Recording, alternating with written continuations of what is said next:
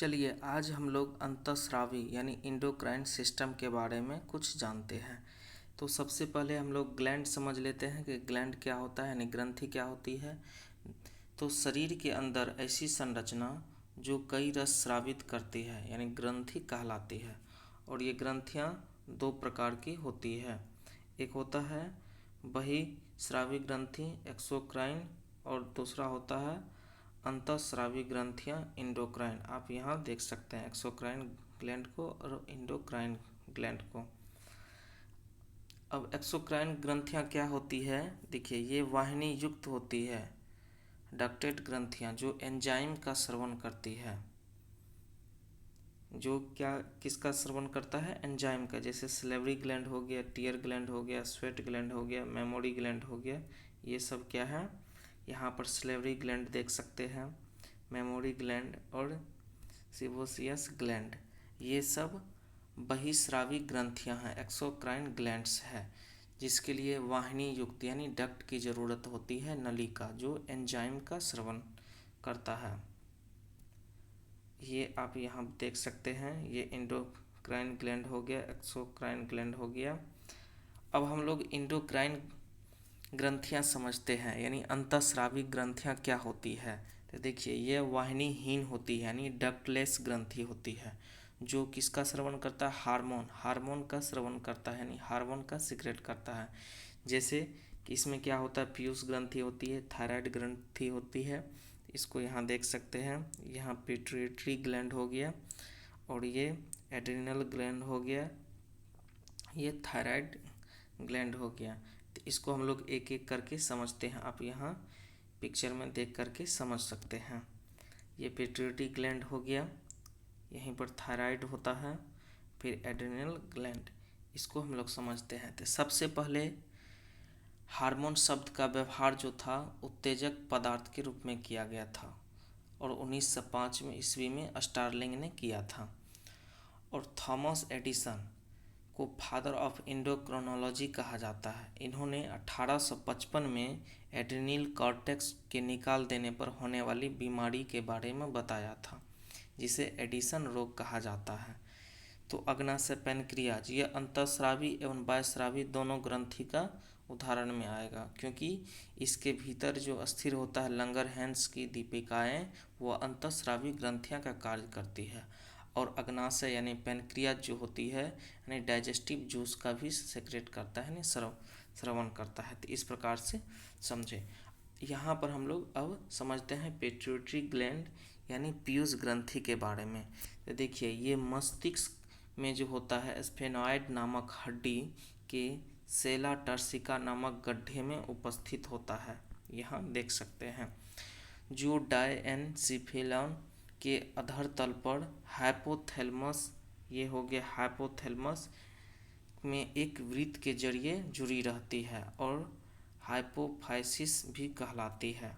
और यह 1 सेंटीमीटर लंबी, 1.5 सेंटीमीटर चौड़ी एवं 0.5 सेंटीमीटर मोटी होती है। इसका वजन 0.6 से लेकर के 1 ग्राम तक होता है। यह स्त्रियों में कुछ बड़ा अधिक होता है। अब हम लोग समझते हैं कि पीयूष ग्रंथि से निकलने वाले हार्मोन के बारे में। तो सबसे पहले एसटीएच हार्मोन देखते हैं। यह शरीर की वृद्धि का नियंत्रण करता है और जब इसकी कमी हो जाता है तो बौनापन हो जाता है। जब इसका अधिक हो जाता है तो शरीर भीमकायत यानी बहुत बड़ा हो जाता है। और इससे कौन सा बीमारी होती है, एग्रोमेगली नामक बीमारी होती है एसटीएच हार्मोन के कारण। अब दूसरा हार्मोन देखते हैं टीएसएच। तो यह थायराइड ग्रंथि को हार्मोन स्रवण करने के लिए प्रेरित करता है। कौन ग्रंथि को, थायराइड ग्रंथि, जिसके बारे में आगे पढ़ेंगे जानेंगे। और ये टीएसएच हार्मोन जो होता है वो थायराइड ग्रंथि को हार्मोन स्रवण करने के लिए प्रेरित करता है। उसके बाद देखते हैं एसीटीएच। तो ये एड्रिनल कॉर्टेक्स स्राव को नियंत्रित करता है। तो एड्रिनल ग्रंथि पढ़ेंगे अभी, उसमें देखेंगे एड्रिनल कॉर्टेक्स जो स्राव का जो होता है नियंत्रण करता है। उसके बाद देखते हैं जीटीएच यानी ग्रोथ हार्मोन। ये जनन अंगों के कार्यों का नियंत्रण करता है। यह 2 प्रकार का होता है। एएफएसएच देख रहे हैं, और दूसरा LH देख रहे हैं। FSH जो होता है यह वृषण यानी टेस्टिस की शुक्र यानी सीमन में जनन नालिकाएं में जो शुक्राणु जनन में सहायता करता है एवं अंडाशय में फॉलिकल की वृद्धि तय करता है। और दूसरा LH जो होता है यह नर में टेस्टोस्टेरोन एवं मादा में एस्ट्रोजन के स्रवण में सहायक होता है, ये LH हार्मोन। अब उसके बाद हम लोग देखते हैं LTH। तो LTH हो गया, यह मादा में शिशुओं के लिए यानी फीमेल में शिशुओं के लिए दूध का स्रवण करता है। और उसके बाद हम लोग देखते हैं ADH। इसके कारण छोटी छोटी रक्त धमनियों का संकीर्ण होता है और रक्तदान जो होता है बढ़ जाता है, और यह शरीर में जल का संतुलन में भी सहायक होता है। तो इस प्रकार से हम लोग पीयूष ग्रंथि के बारे में जाने। यहाँ पर आप इसको देख करके समझ सकते हैं।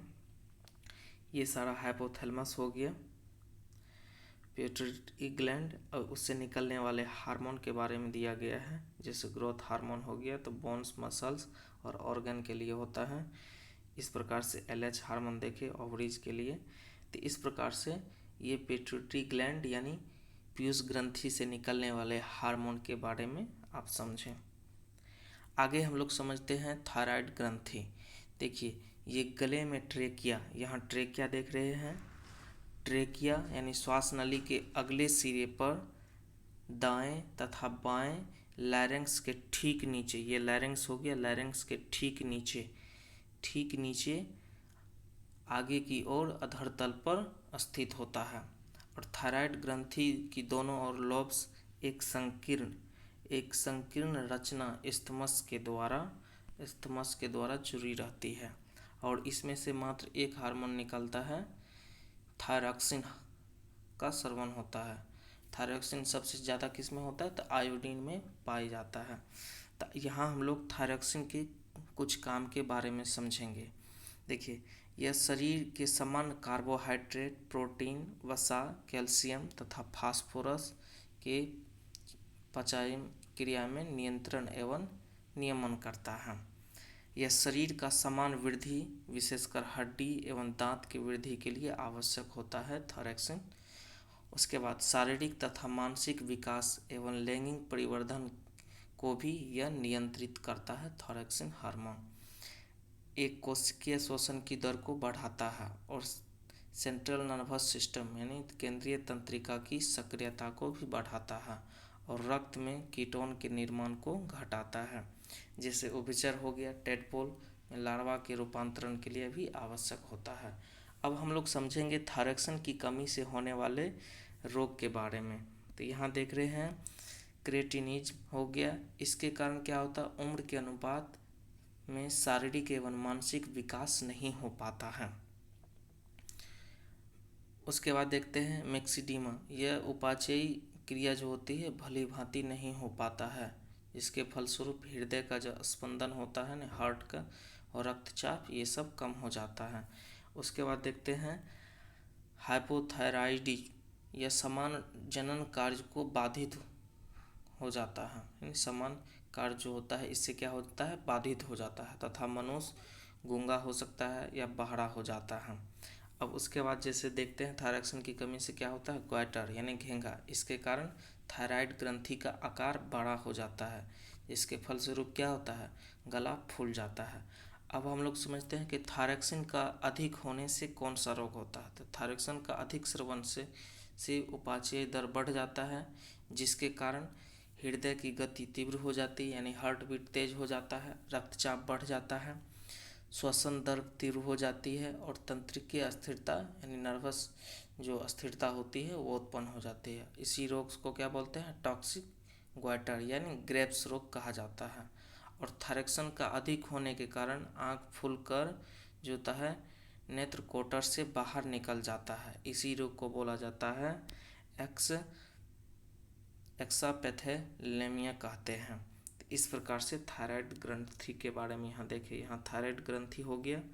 अब हम लोग समझते हैं पैराथायराइड ग्लैंड के बारे में, यानी परावर्तु ग्रंथि के बारे में। देखिए ये सबसे छोटी अंतःस्रावी ग्रंथियाँ होती है और इनके बारे में सबसे पहले सैंडस्ट्रॉम ने 1880 में बताया था। यह ग्रंथियां जो होती है पीछे स्थित होता है। यहाँ थायराइड ग्रंथि देख रहे हैं, ये थायराइड ग्रंथि पीछे से दिख रहा है। पीछे से आप पैराथायराइड ग्रंथि छोटा छोटा देख रहे हैं, क्योंकि ये सबसे छोटी जो इंडोस्क्राइन ग्लैंड होती है यानी अंतःस्रावी ग्रंथियां होती है। और इससे 2 हार्मोन निकलते हैं। इससे कितना हार्मोन निकलता है? 2 हार्मोन। तो सबसे पहला हार्मोन जैसे पैराथायराइड जो हार्मोन होता है, यह हार्मोन तब मुक्त होता है जब रक्त में कैल्शियम की कमी हो जाती है। दूसरा देखते हैं, दूसरा हार्मोन कौन सा है? कैल्सिटोनिन। जब रक्त में कैल्शियम की मात्रा अधिक हो जाती है तब यह हार्मोन मुक्त होता है। तो इस प्रकार से आप क्या समझे कि ब्लड में यानी रक्त में जब कैल्शियम की कमी होती है तब पैराथायराइड हार्मोन निकलता है, और जब इसका मात्रा अधिक हो जाती है तब ये कैल्शियम की मात्रा अधिक होने पर कौन सा हार्मोन निकलता है? कैल्सिटोनिन हार्मोन मुक्त करता है। और देखिए, मनुष्य में कैल्शियम की जो होता है समुचित मात्रा कितना होता है? 10 से लेकर 11.5 मिलीग्राम प्रति जो होता है 100 ml रक्त में होता है। यानी अर्थात कितना? 70 किलोग्राम वजन वाले मनुष्य में 1000 से लेकर के 1120 ग्राम कैल्शियम की मात्रा होती है। और शरीर में पाए जाने वाले खनिज में कैल्शियम सबसे अधिक मात्रा में पाया जाता है। सबसे ज़्यादा मिनरल्स कौन होता है? तो कैल्शियम। इस प्रकार से यहाँ पर हम लोग समझे। यहाँ देख रहे हैं लैरिंक्स हो गया, ये ट्रैकिया। लैरिंक्स और ट्रैकिया के ऊपर में ये थायराइड ग्लैंड है। इसी के पीछे से आप देखेंगे तो पैराथायराइड ग्लैंड होता है। यहाँ पर आप देख सकते हैं ये छोटा छोटा होता है। यहाँ पर भी आप देख सकते हैं ये फ्रंट यानी आगे से दिख रहा है थायराइड ग्लैंड, ये पीछे से दिख रहा है। पीछे से यहाँ आप देख सकते हैं ये क्या है? पैराथायराइड ग्लैंड है। यहाँ पर भी आप इसको देख करके समझ सकते हैं। अब हम लोग एड्रिनल ग्रंथि के बारे में समझेंगे। देखिए, इस ग्रंथि के बारे में सबसे पहले 1543 ईस्वी में ड्यूस्टिलचियस ने बताया था, और इसका कार्य का वर्णन सर्वप्रथम कैनन ने किया था। यह ग्रंथि साधारण पीले रंग की होती है। ये ग्रंथि क्या होता है? साधारण तौर पर पीले रंग की होती है, जो वृक्क यानी किडनी की अगले या ऊपरी शिरा के अंदर की ओर स्थित होता है। यहाँ पर आप किडनी देख रहे हैं, किडनी के अंदर में ऊपरी वाले शिरा पर स्थित होता है।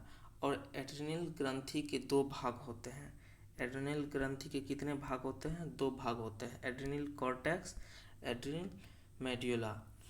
बाहरी भाग को एड्रिनल कॉर्टेक्स बोला जाता है और भीतरी भाग को क्या बोला जाता है? एड्रिनल मेड्यूला बोला जाता है। तो अब हम लोग समझते हैं एड्रिनल कॉर्टेक्स से निकलने वाले हार्मोन के बारे में। तो सबसे पहले यहाँ समझेंगे ग्लूकोकार्टिकॉइड्स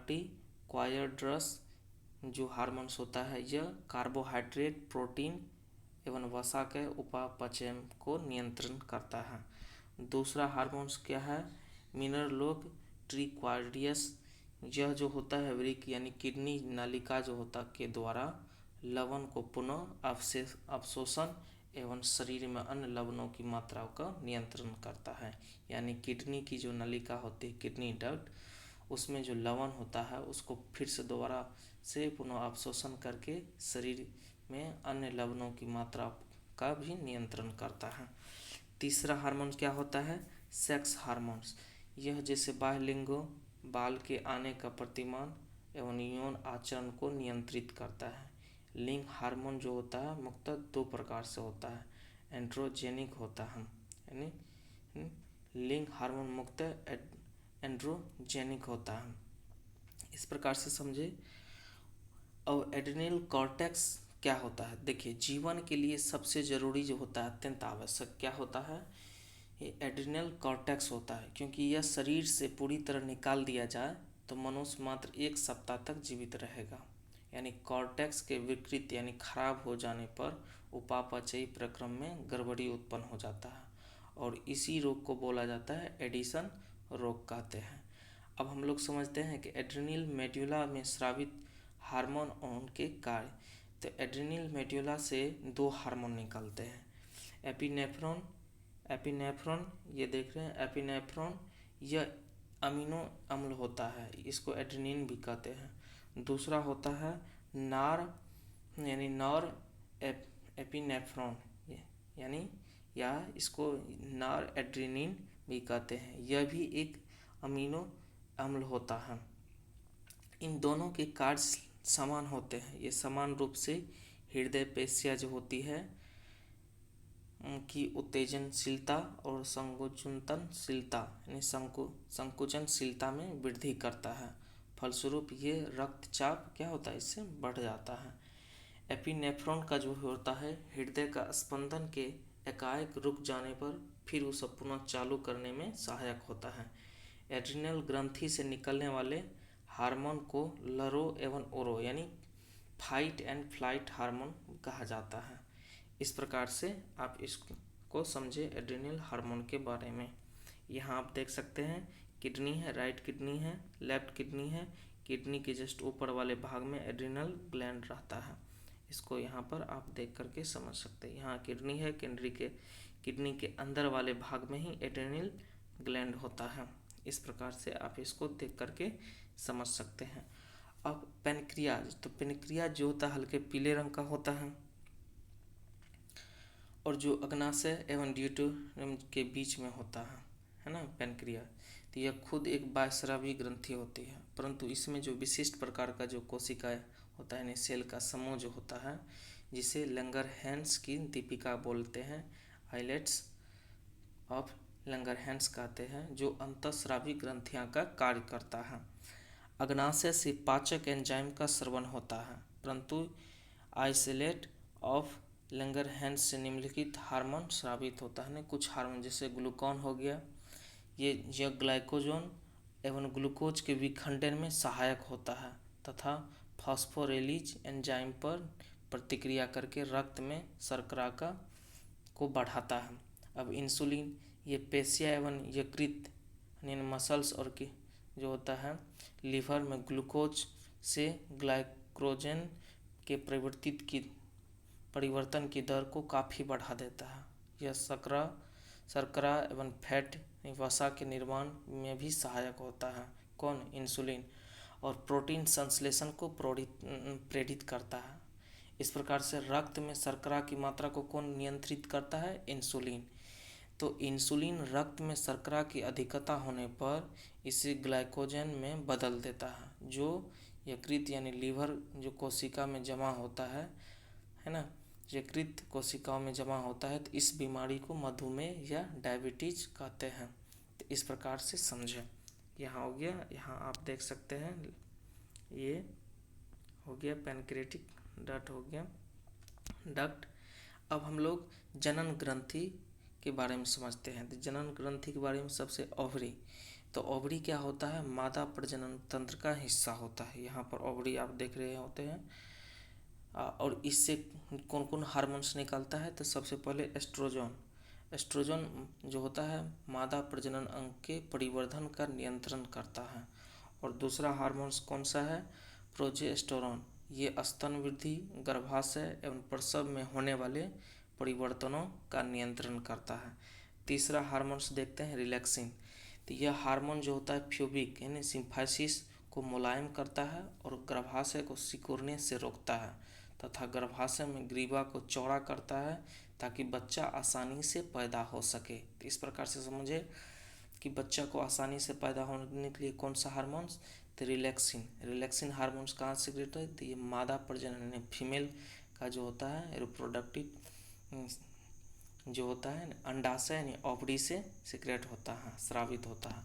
अब टेस्टिस से एक हार्मोन जैसे टेस्टोस्टेरोन जो होता है यह नर प्रजनन तंत्र का हिस्सा होता है। टेस्टिस यानी वृषण। इसमें स्रावित हार्मोन एंड्रोजेंस कहलाता है। इसका प्रमुख हार्मोन जो होता है कौन सा रहता है? टेस्टोस्टेरोन, जो प्रोत्साहित लैंगिक के परिवर्धन एवं यौन आचार को प्रेरित करता है। इस प्रकार से हम लोग यहाँ देख सकते हैं ये टेस्टिस हो गया, ये मेल वाले यानी नर्व का, और फीमेल का जो होता है यहाँ ओवरीज देखते हैं। तो ओवरीज से 3 हार्मोन्स सिक्रेट होता है, यह इससे एक हार्मोन टेस्टोस्टेरोन। तो इस प्रकार से आज हम लोग एंडोक्राइन सिस्टम के बारे में कुछ समझे जो आप याद कर सकते हैं। अंतःस्रावी कौन कौन ग्रंथियां हैं और उससे कौन निकलने वाले हार्मोन्स के नाम को आप याद रख सकते हैं।